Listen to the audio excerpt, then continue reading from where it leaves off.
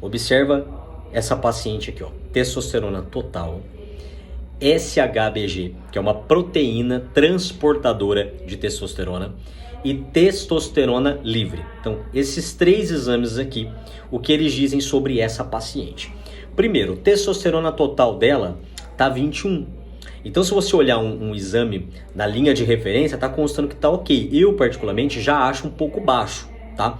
Mas, enfim, está produzindo alguma coisa ali, não está 100% cessado.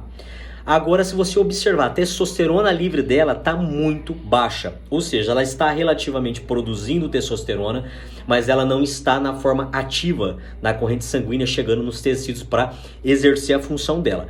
Por qual motivo? SHBG é uma proteína transportadora de testosterona. Então, ela está produzindo, está ligada a essa proteína e não está chegando na forma ativa. Por isso que é extremamente importante quando o profissional que te acompanha para dosar sua quantidade de testosterona, pedir pelo menos, tá? Pedir pelo menos esses 3 exames. Porque se você ficar preso só numa testosterona total, pode ser que ela esteja se perdendo no meio do caminho, não chegando na parte ativa, na parte livre que ela precisa para exercer as suas funções. Para você entender isso de forma mais fácil, imagina que você tem uma empresa que tem 100 funcionários. Porém, 90 funcionários estão dentro do escritório sentados tomando um café. Ou seja, você está apenas com 10 funcionários trabalhando. Então, isso é importante para você entender. A testosterona são esses 100, testosterona total, são esses 100 funcionários. Esses 90, eles estão ligados ao SHBG. E os 10 que estão trabalhando é a testosterona livre. Então é extremamente importante quando for fazer dosagem para verificar se existe realmente uma deficiência de testosterona, se a testosterona total está sendo produzida, se ela está se perdendo no meio do caminho, através, por exemplo, tá, de um SHBG, porque existem outras maneiras de se perder também, e enquanto de fato está uma testosterona livre. Nessa remessa de exames que me trouxeram aqui, não foi recebido outros exames que produzem a testosterona, mas eu já observei uma situação.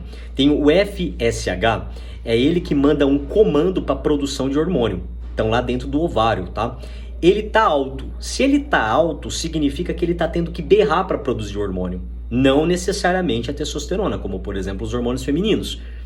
Mas se ele está tendo que berrar para produzir os hormônios femininos, muito provavelmente a produção de testosterona também está começando a cair.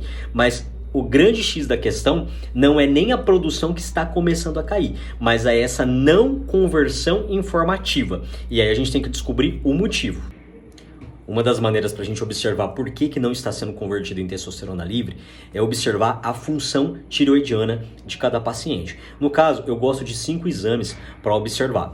Essa paciente, ela já veio com essa remessa de exames constando apenas 2. Então ela trouxe o TSH, que é o comando que tem que liberar, o recado, né, que tem que ser produzido o hormônio tireoidiano, e o T4 livre. Porém, ela não trouxe o exame da forma ativa do hormônio tireoidiano, que é o T3 livre. Então, sem esse exame, a gente não consegue observar se realmente está havendo a liberação adequada do hormônio tireoidiano na corrente sanguínea, e sem esse hormônio, não existe essa conversão em testosterona livre completa de forma ativa também.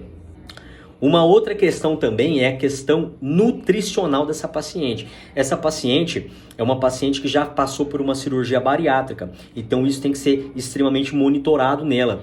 Eu já observei algumas situações aí que também podem estar sendo ligadas a essa testosterona ativa, essa testosterona livre não está 100%. Primeira coisa, o zinco dela está muito baixo, o zinco tem que estar na casa dos 100, 120, tá? A vitamina D dela também está muito baixa. Tem que estar na casa dos 60, 80, eu gosto de 80, tá? Selênio não foi dosado, a B12 dela tá muito boa, mas o ácido fólico, que é o metifolato, também não foi dosado. E é fundamental para a gente observar se está havendo essa conversão em T4, de T4 para T3 e, consequentemente, para fazer essa liberação de testosterona livre na corrente sanguínea. Vou fazer uma pausa aqui. Você tá gostando de tudo isso que eu tô te falando? Então você clica aqui e compartilha para sua amiga que tá cansada, que tá indisposta, que tá fadigada e com baixa libido. Uma outra situação que a gente tem que analisar também é se essa produção de SHBG está alterada. E dos motivos que pode estar alterado, que eu não acredito que seja o dela, é a função hepática dela. Então seria interessante dosar alguns marcadores. Ela já me trouxe TGO e TGP que estão ok.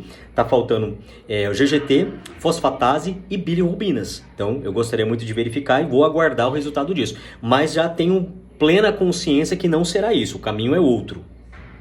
Se todos os hormônios dela estiver funcionando corretamente, ou seja, a produção está sendo feita, os estímulos estão sendo feitos de forma correta, uma situação que pode estar acontecendo para estar havendo esse declínio da testosterona total é a questão nutricional, como eu já falei, já está sendo diagnosticado, já foi diagnosticado ali nos exames que está em deficiência nutricional, e isso tem a ver também com a questão alimentar. Então a baixa ingestão de proteína, consequentemente de aminoácidos, tem ligação. Por isso que ajustar a dieta é o fator base, é o fator inicial, é o pontapé inicial para muitas vezes não ter que ficar tomando suplementação de forma desnecessária e principalmente usar testosterona de forma desnecessária. A alimentação ela é fundamental, porque a proteína e, consequentemente, repito, o aminoácido é fundamental para a produção desses hormônios. O que tem que ser feito? Qual a finalização? A alimentação já foi prescrita, de acordo com isso. Temos que terminar a investigação dos exames tiroidianos, terminar a investigação do fígado e terminar a investigação da produção dos hormônios sexuais. Depois desses resultados, a gente consegue chegar num denominador comum aí. Um outro ponto importante aqui é que essa paciente começou a fazer uso de tirzepatida e ela já chegou a mim fazendo uso dessa tirzepatida numa dosagem que não é uma dosagem inicial. Então ela já não está com 2,5, ela já iniciou com 5. E lembrando que, mais uma vez, a importância de todo um trabalho, de um cardápio, de um protocolo nutricional. Baixa caloria, baixa ingestão de comida tem ligação direta também com uma tireoide não funcionando bem e com aumento de proteínas transportadoras, o SHBG. Então, extremamente importante fazer toda essa verificação, toda essa anamnese para entender o que essa paciente pode oferecer e o que é que está acontecendo. Se é realmente uma questão de uma não produção ou uma questão de não conversão ou uma deficiência nutricional. Você percebe só que não basta só você olhar para uma testosterona total, você pegar um exame ali e verificar a testosterona total, você tem que verificar se essa testosterona está chegando na forma livre para ela atingir os tecidos. Então, o meu trabalho não é só olhar um número, é entender o que está acontecendo por trás disso. Será que é o fígado? Será que é a tireoide? Será que é deficiência nutricional? Será que é uma pré-menopausa? Tudo isso tem que ser analisado de forma muito carinhosa, de forma muito precisa para solucionar esse problema. Porque quais são os efeitos colaterais, quais são os sintomas, não efeitos colaterais, quais são os sintomas de uma testosterona livre baixa? Péssima disposição, desânimo, baixa libido, cansaço. Então tudo isso tem que ser investigado.